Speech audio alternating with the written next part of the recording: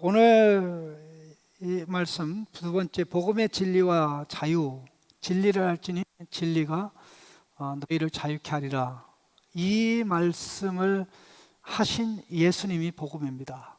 복음을 이야기할 때, 복음의 기원을 얘기할 때는 하나님의 복음이라고 얘기합니다. 하나님이 복음의 기원이죠. 성삼위 하나님 복음의 기원이죠. 그래서 하나님의 복음이라고 그럴 때는 복음의 기원을 두고 얘기하는 것이고, 예수 그리스도의 복음이라고 할 때는 복음의 내용을 두고 얘기하는 겁니다.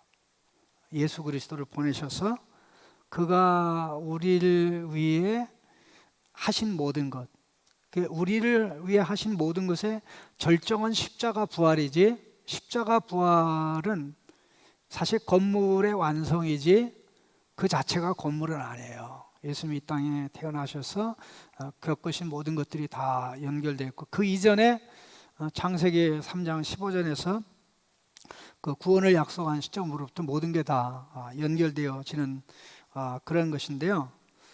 오늘 그 논쟁의 중심에는 이 밥 먹는 게 있습니다. 식탁 교제가 있습니다. 사실 베드로가 안디옥에 내려와서 안디옥 교회의 이방인 성도들과 식탁 교제를 하다가 예루살렘에서 야고보가 보냈다고 하는 어떤 형제들이 내려올 때는 식탁 교제를 중단하고 식탁 교제를 안 했던 것처럼 싹 물러서는 그 모습, 뭐 그럴 수도 있고 또 언제든지 이런 일은 일어날 수 있는 것 아닙니까? 이걸 가지고 이렇게 싸우고 싸운다기보다는 논쟁을 삼고, 이 바울이 베드로를 모든 성도들 앞에서 호되게 질책을 했다는 그런 내용입니다. 도대체 뭐가 문제입니까? 밥 먹었다가 안 먹었기로 그게 뭐가 어떻게 되냐 말이죠. 근데 이 식탁 교제의 의미를 이해를 해야 이 모든 것이 다 이해가 되고, 예수님의 구원 사역에 있어서 가장 중요한, 소위 말해서 보이지 않는 구원을 보이게 하고, 만질 수 없는 구원을 만지고 느끼면서 입체적으로 누리게 하는 그 사건이 식탁 교제입니다. 특별히 복음서 중에 누가복음을 식탁 교제의 복음이라고 얘기합니다. 밥 먹는 게 제일 많이 나오고요. 또 밥 먹는 것으로 인해서 예수님이 또 비난받는 것도 제일 많이 나와요. 그런데 놀라운 것은 예수님께서 식탁 교제를 할 때 예수님이 나와 함께 식사할 거야 하고 부푼 기대감과 이 자부심을 가진 사람하고는 예수님이 절대 식사한 적이 없어요. 오히려 나는 예수님하고 식사의 대상이 안 돼. 내가 감히 어떻게 죄인인 내가 예수님과 함께 밥을 먹을 수 있어. 그런 사람들은 예수님의 식탁 교제의 대상이 되었습니다. 그 자체가 굉장히 중요한 의미가 있는데, 예수님이 주로 세리, 죄인, 그런 사람들하고 식탁 교제를 했습니다. 심지어는 뭐 이방인의 집에까지 들어가는 일까지 발생했는데, 이것은 유대인이 도저히 이해할 수 있는 그런 건 아닙니다. 왜냐하면 유대인은 이방인과 접촉해서도 안 되고 같은 식탁에 앉아서 식사를 할 수 없었던 것은, 유대인은 하나님의 자식이고 이방인들은 마귀의 자식들이기 때문에, 바로 유대인이 이방인하고 식사한다는 것은 하나님 백성의 신분을 망각하고 마치 자기가 마귀의 자식인 것처럼 행동하는 것이 되고, 오히려 그 식탁을 같이 하는 이방인에게는 나도 저 사람이 하나님 백성인 것처럼 하나님 백성이야라는 착각을 주기 때문에 할 수 없다고 봤던 거죠. 그런데 예수님이 그들과 함께 식사하고 교제한다는 것은 예수님이 하나님의 아들인 것처럼 그들도 하나님의 아들이라는 뜻이에요. 그러니 교만이 설 자리가 없고요, 감격과 기쁨, 회개의 눈물이 철철 흘러나죠. 예수님은 사람들에게 먼저 회개를 요구하지 않고, 내가 여러분의 모든 걸 대신하기 위해서 왔다, 초대해서 받아들이면 그때부터 변화가 일어나기 시작했습니다. 그래서 선은혜 후 변화, 한번 기억에 두면 나쁘지 않아요. 선은혜 후 변화. 세상은 선변화 후 은혜입니다. 후 보상 이렇게 되는데, 먼저 예수님이 받아주시는 은혜, 그 은혜로 인해서 변화되는, 그걸 가장 잘 보여준 게 식탁교제입니다. 그야말로 너는 죄 용서 받았고 내가 하나님의 아들인 것처럼 나 때문에 너희도 하나님의 자식이야. 유대인도 이방인도 다 똑같은 그런 의미죠. 그런데 이런 연장선에서 볼 때 베드로가 안디옥에 내려와서 이방인 성도들과 함께 식탁한다는 것은 뭐예요? 예루살렘에 예수 믿는 유대인들의 대표 베드로. 그 다음에 이제 이방인 교회 중에 최초의 이방인 교회가 안디옥에 있는 안디옥 교회죠. 그 안디옥이라는 지역은 사실 규모면에 있었으나 예루살렘하고는 잽이 비교가 안 돼요. 로마 대제국의 5번째 수도에 해당되는 그런 지역이고요. 실제적으로 우리가 잘 알고 있는 에베소하고 비교가 안 됩니다. 에베소, 소아시아 어느 도시도 경쟁 대상이 되지 않냐고. 시리아의 그 안디옥, 이 안디옥은 그야말로 로마 제국의 5번째 수도였을 정도면 뭐 상상을 초월하는 거죠. 지금이야 뭐 가보면 인구가 뭐 5만도 안 되는, 아주 형편없게 짝이 없는, 이런 도시가 로마의 5대 수도였다니 말도 안 돼. 그러게 되지만 아마 땅을 파면 뭐 어마어마한 게 나오지 않겠습니까? 그러니 안디옥에 내려와서 이방인 성도들과 함께 식탁 교제할 때 얼마나 그들이 기분이 좋았겠어요. 대사도 베드로께서 내려와서 예수님의 12제자를 대표하고 예루살렘 교회를 대표하는 그가 우리와 함께 식탁 교제하고 한다는 것은, 우리는 예루살렘에 있는 성도들과 같이 하나님 백성, 예루살렘에 있는 성도들과 같이 하나님의 자녀, 감격과 기쁨이 말로 다 할 수 없는 거죠. 다 할 수 없는 거죠. 그런데다 그 감격과 기쁨이 더 큽니까? 우리는 할례도 안 받았는데, 우리는 유대인의 음식법, 정결법을 지키지도 않는데, 우리는 유대 절기를 지키지도 않는데 등등, 그러게 되니까 감격이 배나 클 수밖에 없었던 거죠. 그런데 예루살렘에서 감시자가 왔습니다. 바로 2절, 12절 말씀입니다. 야고보에게서 온 어떤 이들이 이르기 전에 게바가 이방인과 함께 먹다가 그들이 오매 그가 할례자들을 두려워하여 떠나 물러가매. 예루살렘에서 사람이 왔는데 야고보가 보낸 사람이에요. 직접 보냈는지 간접적으로 보냈는지 모르지만 야고보와 관련이, 여기 말하는 야고보는 12제자 중에 하나가 아니라 예수님의 친동생이에요. 사실 그 당시만 해도 예수님의 친동생, 예수님의 그 동생이 꽤 많았거든요. 예? 자매들도 2명 이상이 되고 남자들만도 성경에 언급된 사람이 4명이거든요. 동생이 4이야. 그 4 중에 첫 번째에 해당되는 게 야고보거든요. 근데 야고보는 얼마나 존경과 인정을 받았는지 모릅니다. 철저하게 이 유대인의 관습과 규례에 따라서 경건, 아마 우리 같은 사람이 볼 때는 숨 막힐 정도로 경건했어요.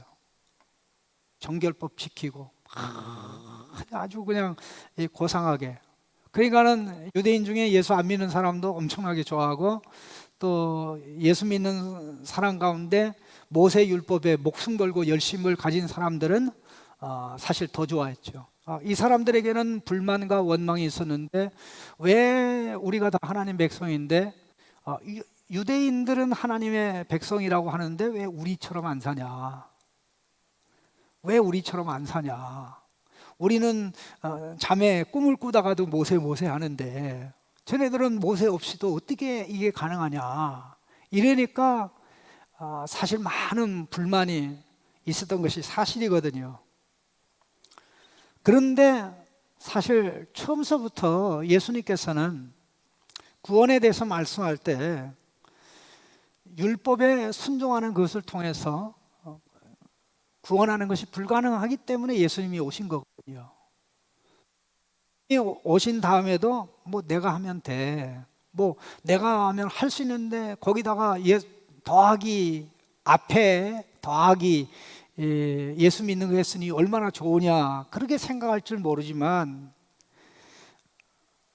사실 유대인으로서는 예수 믿는 것은 믿음의 전부가 아니라 just beginning 혹은 foundation, 시작, 또 초보, 토대에 불과하다고 본 겁니다.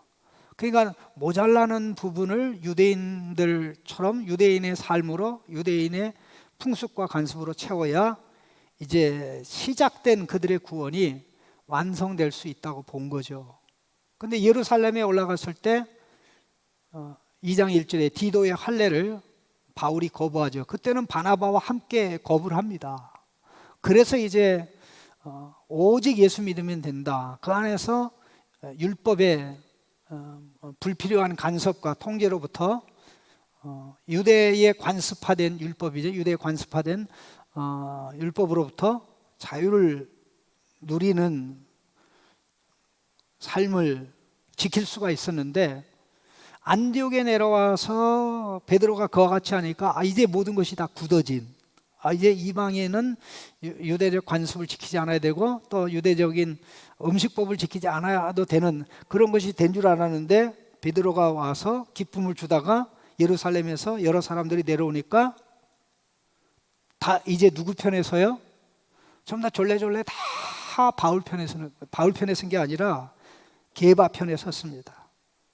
몇 명이 그렇게 서나 한번 보세요. 13절에 남은 유대인들도 그 남은 유대인들입니다. 베드로와 함께 온 사람들도 포함될 것이고, 또 안디옥 교회는 90%가 이방인이라면 한 10% 정도는 유대인이에요. 그러니까 그들이 되겠죠. 그것까지도 괜찮아요. 그런데 여기 바나바도, 원문에는 그래야 돼요. 심지어 바나바도, 바나바는 그러면 안 되는데 그런 말이에요. 근데 바나바와 게바와의 관계는 어떻습니까? 바나바를 안디옥 교회에 파송한 사람이 누구예요? 게바를 비롯한 예루살렘 교회 지도자들이거든요.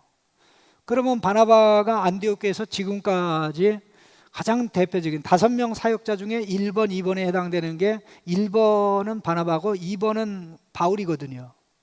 그러면 그들은 처음부터 지금까지 똑같은 복음을 전했어요. 예수 믿으면 된다. 이방인들은 할례 안 받아도 된다. 유대적 관습, 지금까지 그렇게 복음을 전해왔고 가르쳐왔고 1차 선교 사역을 또 그렇게 했어요.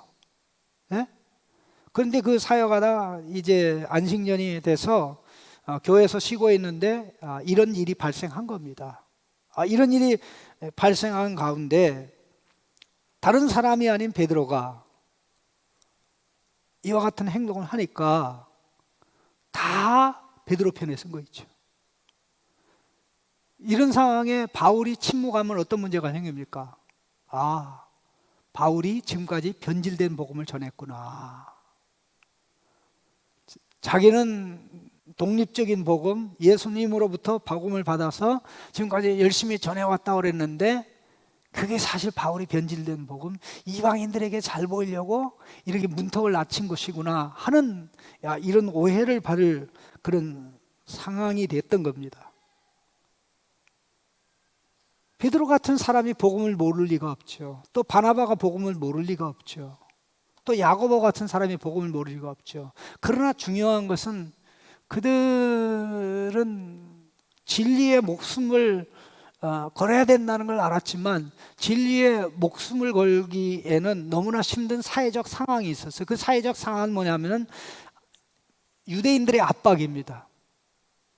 그 당시에 이 민족주의적인 사상, 로마의 압박이 심하면서 민족주의적인 사상으로 이렇게 똘똘 뭉치면서 그들을 하나로 뭉치게 하는 이념과 사상이 모세거든요.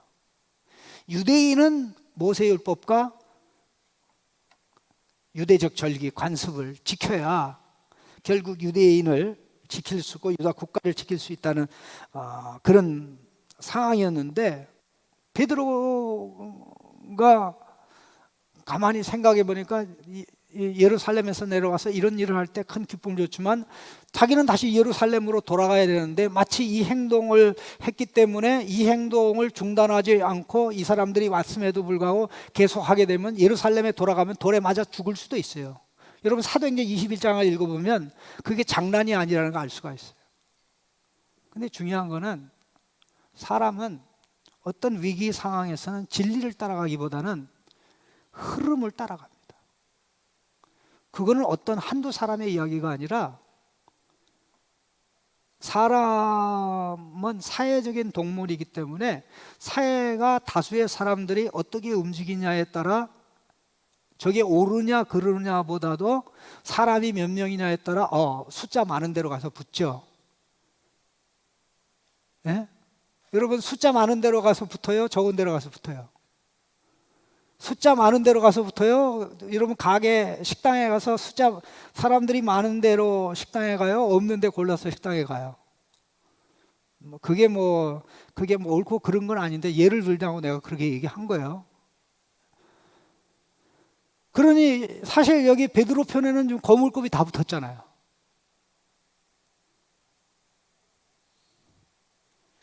그런데 이런 베드로에게 반기를 바울이 들었다는 겁니다. 사람이 우선입니까? 진리가 우선입니까? 진리가 우선입니다. 그것을 몸으로 실천한 사람이 바울입니다. 위기 상황에도 불구하고, 왜?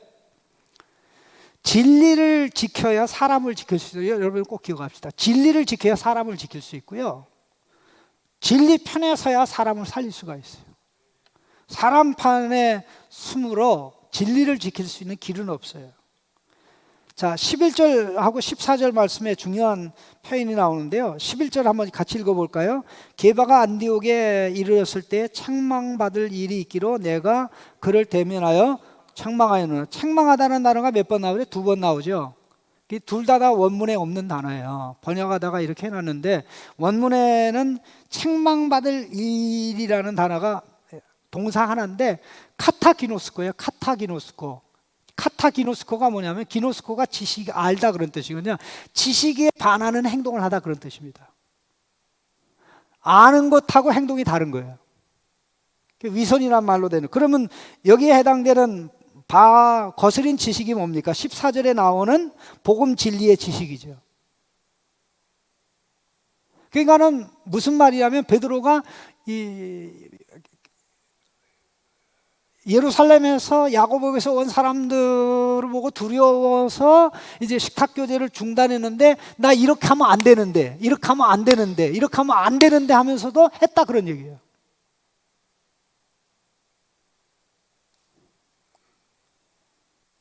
(14절에) 복음 진리를 따라 바르게 행하지 않았다. 이 바르게 행하다라는 게 단어 하나입니다. 여기 바르게 행하다라는 단어는 이 발걸음을 바르게 딛다라는 단어예요. 발걸음을 바르게 딛다라는데, 바르게 된 게 요 앞에가 복음의 진리예요.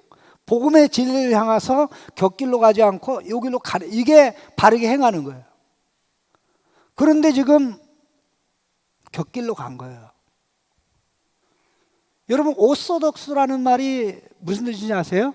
오소독스, 우리 정통이라고 얘기하는데, 원래 이 단어는 오소독스 해가지고 이게 바른 길이에요. 바른 길, 그게 바른 진리죠.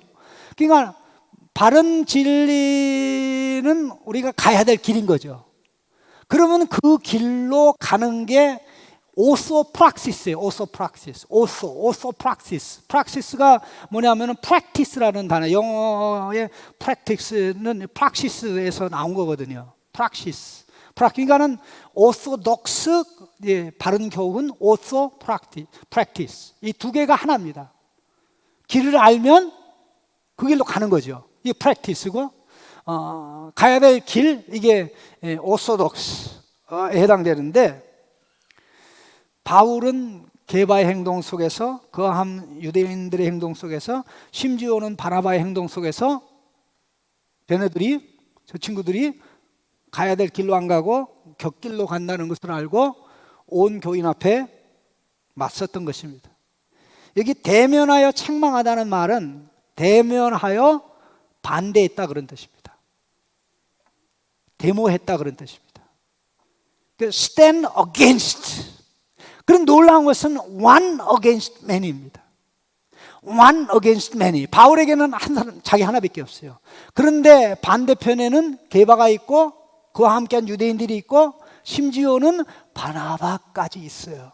그러니 가시적으로 드러나는 사람들만 해도 무시할 수가 없는데 거기에는 예루살렘 기둥가 같은 역할을 하는 게바와 또 게바에게 사람을 보낸 야고보가 있어요.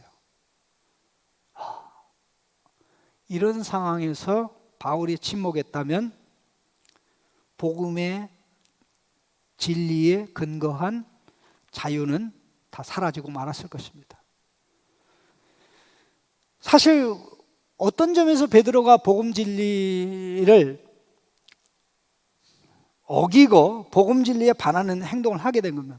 베드로가 몰라서 그런 게 아니라 사실 두려웠기 때문에 그런 것입니다. 12절 마지막 부분에 그들이 오매 그가 할례자들을 뭐예요? 두려워하여 겁이 났던 거죠. 자기는 예루살렘으로 돌아가야 되는데 만일 그러게 하지 않으면 몰래 맞아 죽을 수도 있습니다. 실제적으로 그래요. 사도행전 21장, 22장, 25장까지 내용을 보면 그 당시에 어떤 민족주의적인 분위기, 그야말로 우리 한국 사회에서 그러잖아요. 친일파라고 누구든지 얘기하면 저 때려 죽일 놈 해가지고 막 움직이는데 그러한 그러니까는 이 반모세파, 반율법파 하면 베드로가 만일 반율법파로 몰리게 되면 어떻게 돼요? 바울이 예루살렘에서 잡히게 된 것도 이 반모세, 엔타이 로우, 소위 말해서 또 엔타이 서컴시전, 할례 파였기 때문에 실제적으로 그런 것도 아니죠. 오해를 한 거죠. 그런 상황이었는데 사실 자, 한번 가만히 생각해 보세요. 이방인에게 최초로 복음을 전한 사람이 누굽니까? 베드로거든요. 베드로예요.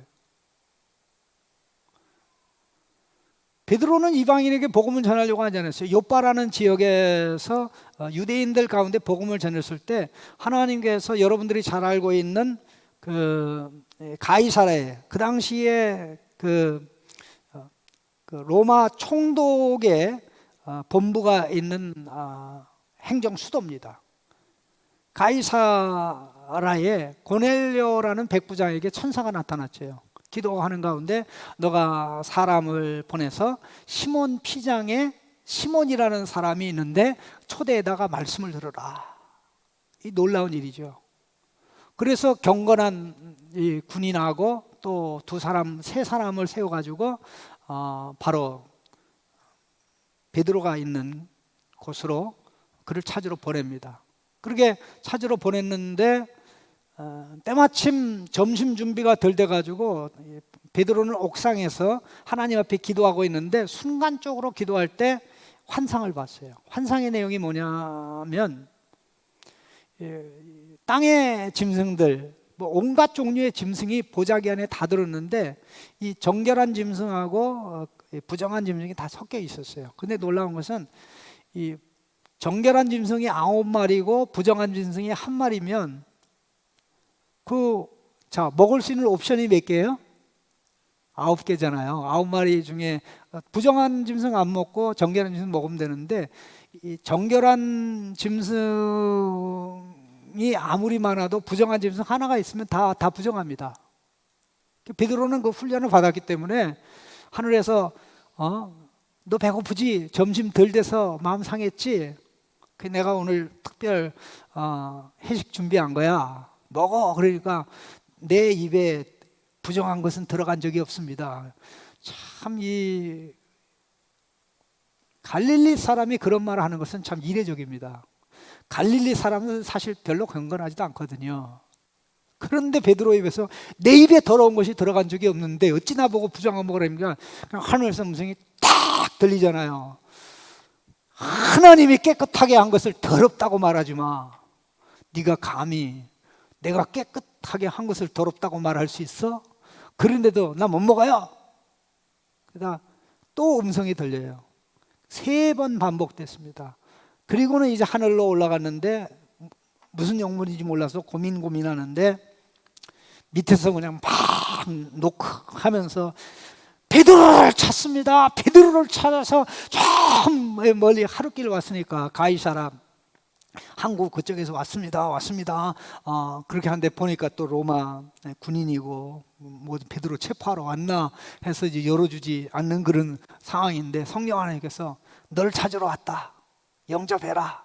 그리고 그들의 요구대로 따라가라. 그래서 가서 이제 고넬료의 집에 가서 복음을 전하게 됐는데 그때 베드로가 한 말이 굉장히 중요한 의미심장한 말이 있어요. 여러분 한번 성경 좀 같이 읽어볼까요? 사도행전 10장에 나옵니다. 10장에 베드로 자신이 그 집에 가서 뭐라고 얘기하냐면요 28절을 보세요. 28절 보면 10장 28절입니다.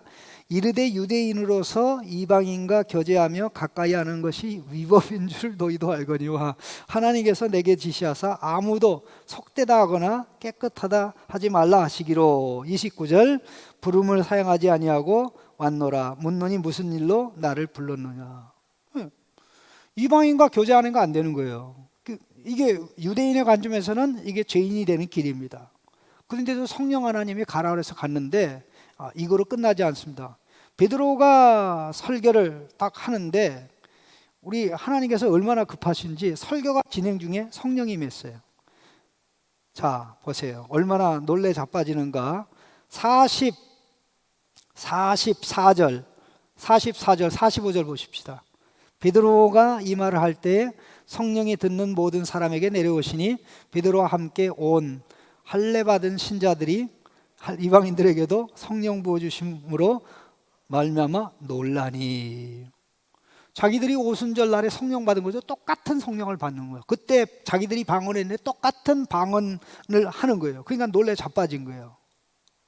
47절 이때 베드로의 반응이 뭡니까? 이 사람들이 우리와 같이 성령을 받았으니 누가 능히 물로 세례 베품을 금하리요 하고 바로 그 현장에서 세례를 줘요.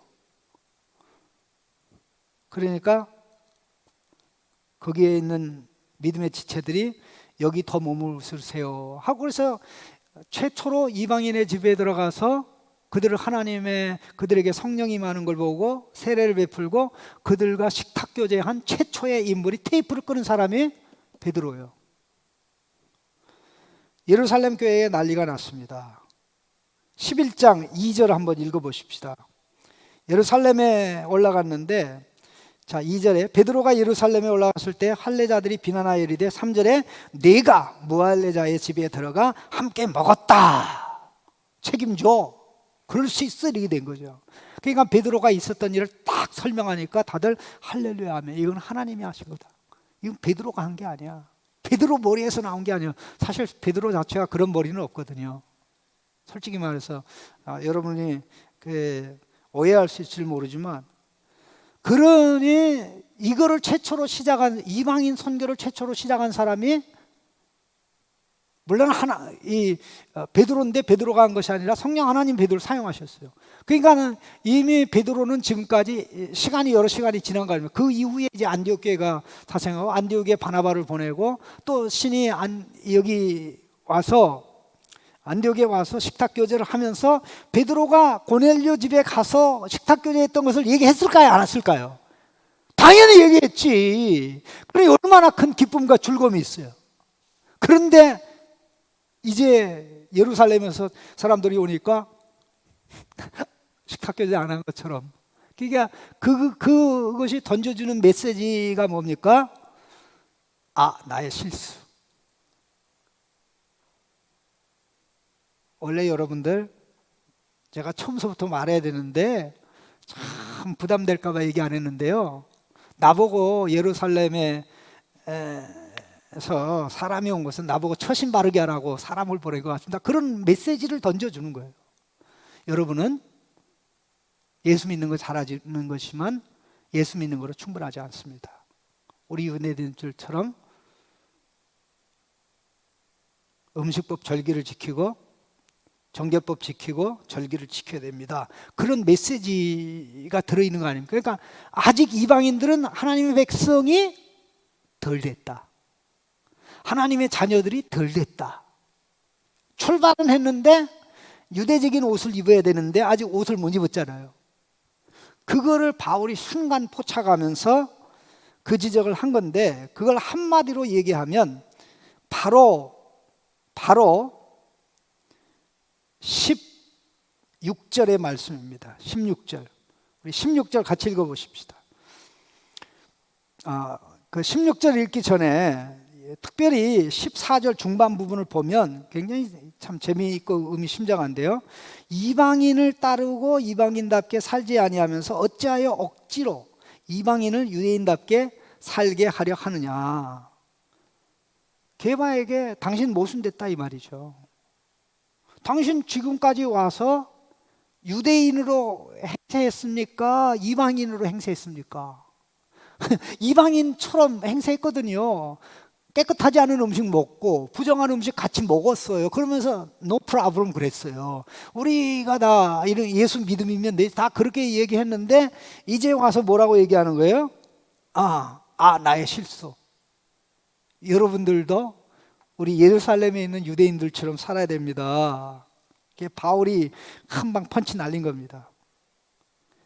내가 유대인으로서, 원문에 보면 내가 유대인인데 이방인처럼 살면서, 그리고 유대인처럼 살지 않았는데 어찌하여 내가 이방인들에게 유대인처럼 살라고 하느냐.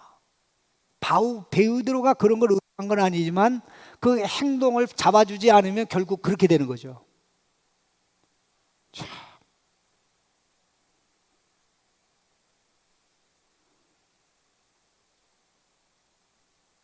그러면서 15절 16절에 우리는 본래 유대인이요 이방 죄인이 아니로되 사람이 의롭게 되는 것은 율법 행위로 말미암이 아니요 오직 예수 그리스도를 믿음으로 말미암은 줄 알므로 우리도 예수 그리스도를 믿나니. 거두절미하고 간단히 얘기하면 왜 이 문제가 발생하냐면 단지 이게 할례 때문에 발생한 게 아니고요, 유대인 형제들이 구원관이 잘못됐어요. 자기네들은 태어나자마자 할례 받고 해마다 절기를 지키고, 또 그들은 그 당시만 해도 유대인들은 또 이 안식일에 모여서 예배를 드렸어요. 그러니까 전부 다 유대적인 것을 떠나서 살 수가 없었죠. 그러니까 그들 생각에는 예수 믿는 것 플러스 유대인의 삶의 스타일, 강남 스타일이 아니라 유대인의 삶의 스타일. 그러니까 이방인들은 예수 믿고 이방인의 삶의 스타일이 아니라 어떤 삶의 스타일? 유대인의 삶의 스타일. 이거를 요구를 한 겁니다. 그럼 여러분 가만히 생각해 보세요. 유대인이 구원관이 잘못되니까 잘못된 이 복음 진리에 대한 잘못된 사상을 진리로 알고 이런 강요를 했던 겁니다. 언제든지 우리가 문제가 되는 것은 잘못 알 때 문제가 돼요. 잘못 알 때 잘못 아는 걸 가지고 사람들에게 강요해서 숨을 못 쉬게 만드는 것입니다. 자, 믿음으로 산다는 게 뭐예요? 믿음으로 의인이 되고, 믿음으로 의인이 됐으면 그 다음에 어떻게 돼요? 믿음으로 의인의 삶을 살아야 되죠. 믿음으로 하나님의 자녀가 됐으면 이제 믿음으로 뭘 해야 돼요? 하나님의 자녀의 삶을 살아야 되죠. 여러분, 제가 아주 이걸 쉽게 얘기할게요. 이게 뭐 우리하고는 관계가 없는 것 같은데, 이게 율법의 행위라는 건 뭐냐면 내 노력으로 순종하겠다는 거예요. 내 지혜와 능력으로 순종하겠다는 거예요. 그래서 거기 내가 하는데 나만 있어요. 내가 하는데 그 중심에 나가 있고, 내가 하는데 나만 있고 나를 돕는 자가 없어요. 그게 율법의 행위입니다. 그러니까는 내가 하겠다는 사람은 뭐냐면 자기에 대한 착각이 있어요. 할 수 있다는 착각. 노력하면 할 수 있다는 착각. 그게 유교의 착각이 아닌가요? 동양 사상의 착각이 아닌가요? 서양 철학의 착각이 아닌가요? 노력하면 할 수 있다고. 노력하면 할 수 있다고. 제가 최근에 깜짝 놀라는 게요, 지금 노화에 대해서 연구하는 사람들이 공통적으로 얘기하는 게 뭐냐면, 이게 지금 나같이 60살이 넘어간 사람에게는 해당이 없는데, 아직 60살이 안 된 사람은 무조건 100살을 기본적으로 살아야 된다고 봐야 되는 거예요. 그러니까 여러분 어린 한 10대 정도 있으면 120, 130살 사는 거는 기본이라는 거예요. 그런데 그걸 안 믿으면 화를 내요. 안 믿으면 지금이 어느 시대인데, 그걸 하는 연구소가 하버드 대학 중심으로 얼마나 많은데, 전 세계에 그것만 가지고 연구하는 사람들이 얼마나 많은데, 너네들 그걸 안 믿어? 기독교 진리는 안 믿어도 되지만 이거는 믿어야 돼. 노아는 끝났어. 그래서 노아의 종말이라는 책도 그렇게 나왔습니다만은, 이 주제를 파악하지 못하고 내가 할 수 있어, 내 지혜로 할 수 있어, 이게 율법의 행위로 구원받는다, 그거하고 똑같은 거예요. 그런데 믿음으로 한다는 건 뭔지 아십니까? 내가 하는 거는 맞는데 내가 하는 게 아니라 내 뒤에서 우리 주님이 하세요. 내가 하는 건 맞는데 내가 하는 게 아니라 내 뒤에서 성령님이 하셔요. 내가 하는데 나 중심이 아니라 예수님 중심이고 예수님의 생명과 능력으로 하게 돼요. 그러니까 실제적으로 율법의 행위로 하면 되는 게 아무것도 없어요. 그런데 믿음으로 하면 안 되는 게 없어요. 문제는 믿음으로 안 하니까 문제죠. 믿음 안 해도 돼. 내가 나이가 몇인데, 내가 경력이 얼만데, 내가 계산이 얼마나 빠른데, 예수 안 믿는 사람으로 제의종으로 살아가는 데는 하나님의 도움이 없어요. 죄가 시키는 대로 살아가는 데는 성령의 도움 필요 없고요, 죄님과 사단의 도움을 받으면 다 돼요. 그러나 그걸 거스려서 하나님이 기뻐하는 삶을, 하나님이 요구하는 것을 100%, 200% 잠꼬대 할 때까지도 하겠다라고 생각하는 것은 결국 나에 대한 오해, 나에 대한 무지, 죄에 대한 무지에서 나오는 것인데, 유대인들이 100% 하나님의 은혜로 한다는 건 좀 뭐하니까 거기다가 이걸 좀 더하면 되는 게 아니냐, 이렇게 된 건데, 사도 바울은 처음부터 끝까지 철저하게 오직 믿음, 오직 믿음, 믿음으로 실력이 돼가지고 대학교 들어가서 입학했어요. 그러니까 대학교 입학했으면 끝입니까? 이제 목숨 걸고 공부해야 됩니까? 예?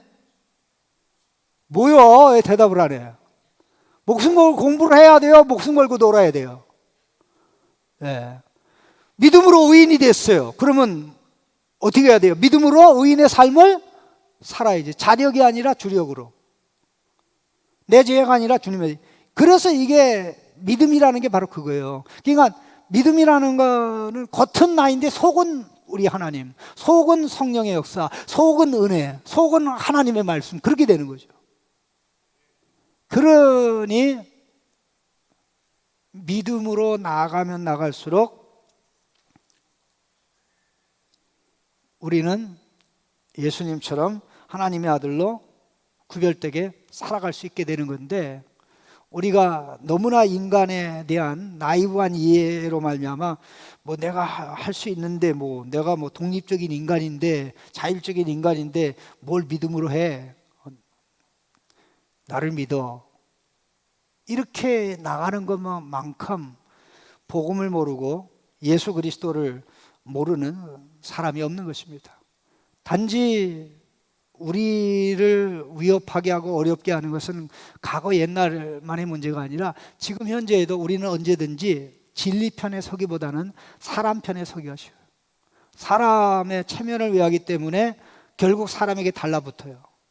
그러나 그 공동체가 살려면 누군가는 진리에 목숨 걸고 가야 돼요. 그래야 그 가정이 살아요. 그래야 공동체가 살아요. 사도 바울과 같은 그런 인물, 또 중세 시대를 넘어서 정말 종교개혁의 도구가 된 루터와 같은 인물이 또 있으니까 비로소 성경 진리가 이런 거구나, 이것을 여러분들이 다시 한번 깨닫고 누린다면 그렇구나, 나나나나 하면서 아무것도 이루지 못하는 허무한 인생이냐. 주여, 내가 할 수 있는 건 아무것도 없습니다. 내가 잘하는 게 하나 있는데 자랑하고 교만하고 사고치는 거, 하나님 그거밖에 없는데 나를 불쌍히 여겨주십시오. 나를 불쌍히 여겨주십시오. 그게 믿음이고, 그게 예수로 사는 거고, 그게 성령으로 사는 거, 그게 바로 믿음으로 의인이 된다는 것의 기초에 해당되는 겁니다. 그 위에 또 그 위에 또 그 위에 그 위에 삶이 세워져서 마지막 날에 새하늘과 새 땅에는 누구만 들어갑니까? 의인만 들어갑니다. 성품적으로 의인이 된 사람, 인격적으로 의인이 된 사람, 행위적으로 의인이, 어떻게 행위적으로, 생각적으로, 사상적으로 의인이 돼요? 법적인 신분으로 되는, 그거는 출발이에요. 다 믿음으로. 믿음의 말씀에 반응하고, 말씀 가지고 성령의 역사하고, 죄를 십자가에 내려놓고 부활 생명을 십자가에서 우리 주님에게서 받아서 한 걸음 한 걸음 나가는 거예요. 이거는 실제적인 솔루션은 나에게 있는 게 아니라 예수님에게 있다.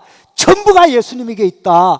그거를 잡고 나가는 것이 믿음이다. 그게 이신칭이라는 것이고, 그게 믿음으로 구원받는다는 가르침입니다. 이 그림이 저와 여러분에게 다시 한번 명확하게 새겨지고, 이게 복음의 자유를 알고 복음의 자유를 누리는 삶인 줄로 믿습니다. 같이 기도하겠습니다.